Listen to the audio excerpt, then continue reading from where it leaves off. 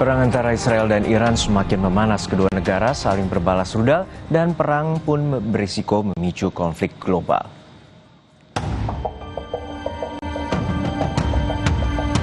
Perang antara Israel dan Iran semakin berkecamuk. Selasa pagi waktu setempat, rudal-rudal Iran terus menggempur sejumlah lokasi penting di Israel, termasuk Tel Aviv, hingga menyalakan sirine ke penjuru kota. Garda Revolusi Iran menyebut pihaknya meluncurkan pesawat nirawak dan rudal dalam serangan tersebut. Sementara itu, militer Israel merilis video serangan udara yang mengincar target militer di Iran. Sejumlah pesawat tempur Israel tampak menghancurkan konvoi truk yang disebut membawa senjata dan peluncur roket dalam perjalanan ke Teheran juga jadi sasaran. Serangan Israel juga menyasar kantor stasiun televisi milik pemerintah di Teheran, Iran, Senin waktu setempat. Duta Besar Iran untuk Indonesia memastikan Iran akan terus membalas serangan Israel yang tidak pernah patuh pada tata tertib aturan internasional. Iran pun mengecam penyerangan Israel terhadap permukiman sipil, kantor media, pusat keagamaan, hingga pusat kesehatan. این در حالی است که جمهوری اسلامی ایران به موجب ماده 51 منشور ملل متحد حق دفاع ذاتی از خود را دارد و به تعبیر دیگر حمله مسلحانه و غیرقانونی رژیم صهیونیستی به جمهوری اسلامی ایران حمله به کل منظومه سازمان ملل متحد و تهدیدی جدی علیه صلح و امنیت بین المللی است و بر همین اساس شورای امنیت سازمان ملل مکلف به ورود به این موضوع با هدف توقف تجاوز است.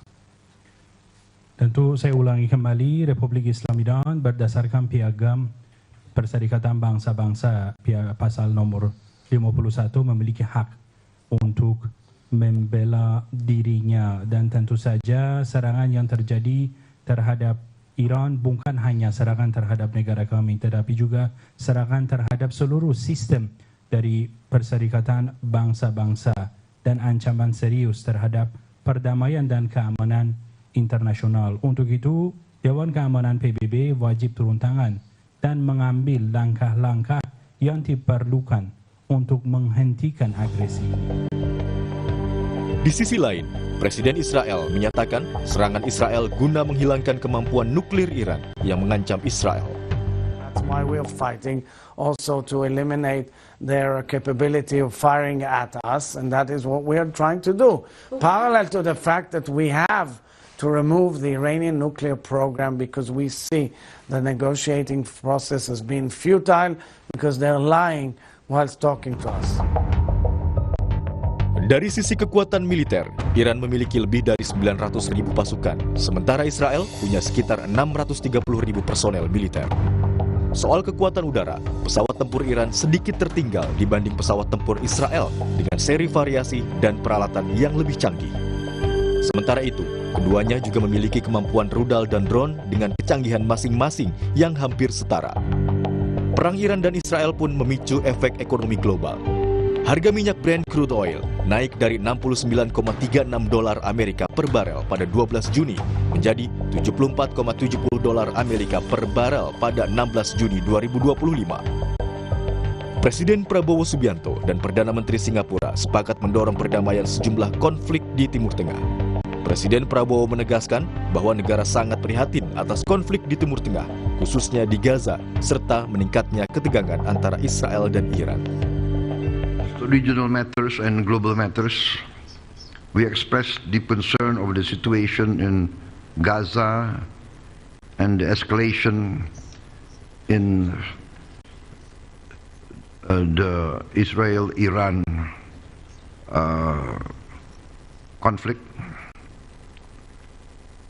We emphasize the importance of peaceful solution, negotiation, and we call for immediate ceasefire. Ketegangan antara Israel dan Iran dimulai ketika Israel menyerang lebih dari 100 titik di wilayah Iran pada Jumat 13 Juni lalu. Sehari setelahnya, Iran pun melancarkan serangan balasan ke sejumlah lokasi di ibu kota Tel Aviv, Israel. Kita bahas situasi terkini terkait dengan perang Iran dan Israel. Lalu bagaimana seharusnya posisi Indonesia di tengah konflik yang terus memanas. Sudah bergabung melalui sambungan Zoom pengamat Timur Tengah Hasibullah Satrawi. Assalamualaikum warahmatullahi wabarakatuh, Pak Satrawi.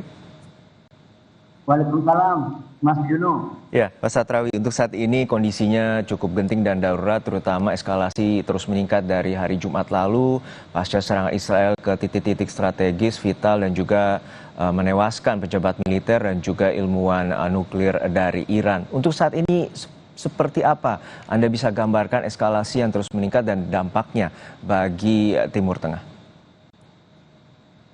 Ya, terima kasih Mas Juno. Sebelum kita lebih dalam tentang membahas tentang persoalan ini, saya ingin memulai dari empati sekali lagi kepada kedua belah bangsa, terutama warga sipil yang menjadi korban daripada perang ini.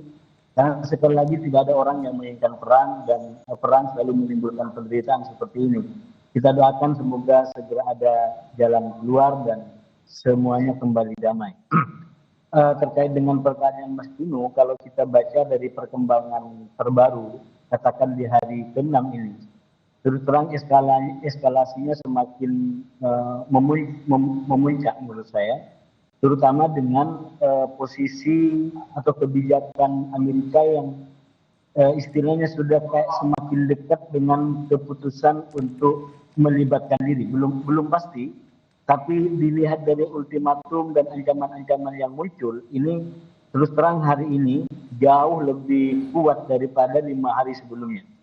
Misalkan salah satu peristiwa yang kita lihat, Presiden Trump meninggalkan forum G7 secara lebih cepat dan sempat dikatakan akan segera melakukan sesuatu, dan kemudian disusul dengan statement-statement yang sangat keras kepada Teheran, seperti bahwa kesabaran sudah mulai habis dan Amerika meminta agar Iran menyerah secara tanpa syarat, termasuk juga dikatakan bahwa mereka tahu di mana tempat persembunyian Ayatollah Khomeini sebagai pemimpin tertinggi di Iran, walaupun masih ada kalimat dari Trump kalaupun tidak mengambil eksekusi atau membunuhnya sekarang. Jadi ini kayak semacam pernyataan-pernyataan yang semakin mendekatkan Amerika terutama kepada keputusan yang akan menentukan masa depan ataupun eskalasi lebih lanjut daripada perang ini.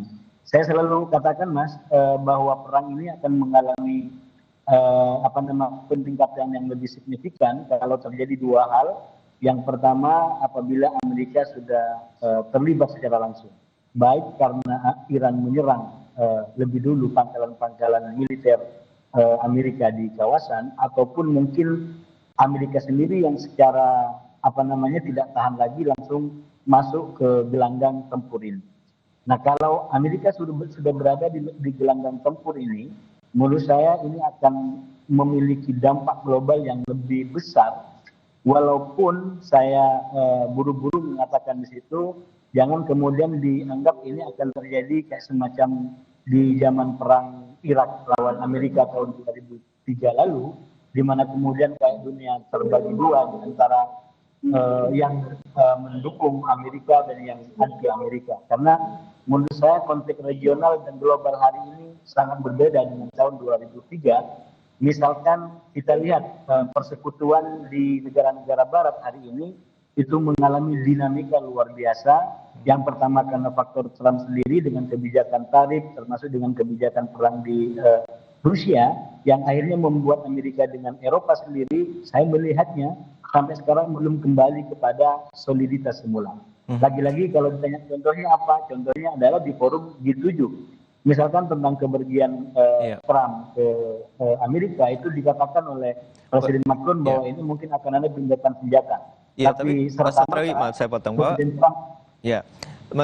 situasi terakhir bahwa Donald Trump tampaknya, walaupun kita juga mengerti bahwa suka terjadi keputusan yang berubah dari Donald Trump sendiri, bahwa terakhir ia meminta untuk adanya kesepakatan terutama antara Iran dan Israel pasca serangan yang turut membuat dunia ini terdampak. Iya, nah itu yang saya bilang tadi. Saya pernah menulis, Mas Dino, di Kompas tentang strategi dua tangan yang digunakan oleh Trump secara umum.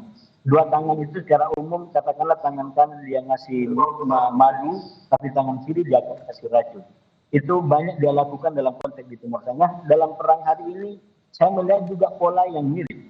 Karena ini ujungnya sama. Misalkan dengan kebijakan yang diambil oleh sepihak oleh Israel, secara layak dikatakan sepihak, maka itu kayak semacam pendekatan keras, agresi dan militer kepada Iran. Nah, sementara Trump sendiri menggunakan tangan yang lain atau jari yang lain yang sifatnya perundingan.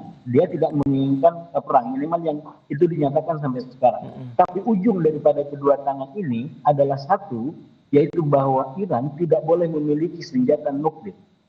Ujungnya sama. Pendekatan perang yang digunakan Netanyahu tuntutannya adalah satu, bahwa ingin menghancurkan nuklir Iran, dan perundingan yang dijalankan oleh Trump itu adalah juga sama, ingin memastikan Iran tidak memiliki senjata nuklir. Nah, persoalannya memang Iran memahami betul tentang strategi ini dan dia tidak memilih untuk berdiam di pojok lalu kemudian menyerang.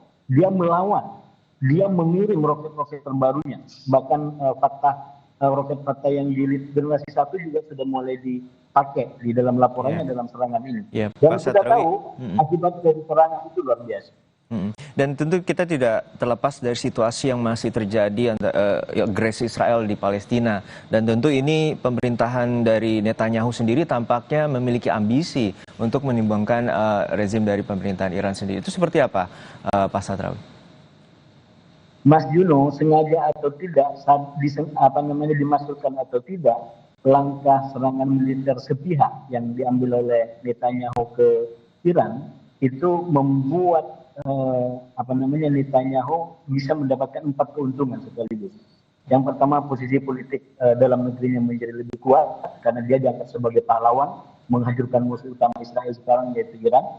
Yang kedua, dia bisa menghancurkan Hamas, menekan Hamas untuk lebih kuat, tidak terlalu ngeyel-ngeyel dalam perundingan. Yang ketiga, dia bisa mendapatkan dukungan kembali dari masyarakat internasional. Jangan lupa Mas Yunus, sebelum perang ini, itu Israel betul-betul mengalami keterdesakan yang tidak pernah terjadi sebelumnya. Negara-negara besar seperti Prancis bahkan memberikan koreksi yang sangat kuat, kritik yang sangat kuat. Krisis hubungan di antara Israel dengan Prancis itu tidak bisa lagi disamarkan. Itu muncul dari pernyataan anaknya Netanyahu, ya, itu yang sampai istilahnya memention wilayah-wilayah yang di Prancis bisa mengalami gejolak politik. Nah, tentu saya melihat dengan serangan ini sebenarnya Netanyahu bermaksud untuk lepas daripada atau membalikkan keadaan.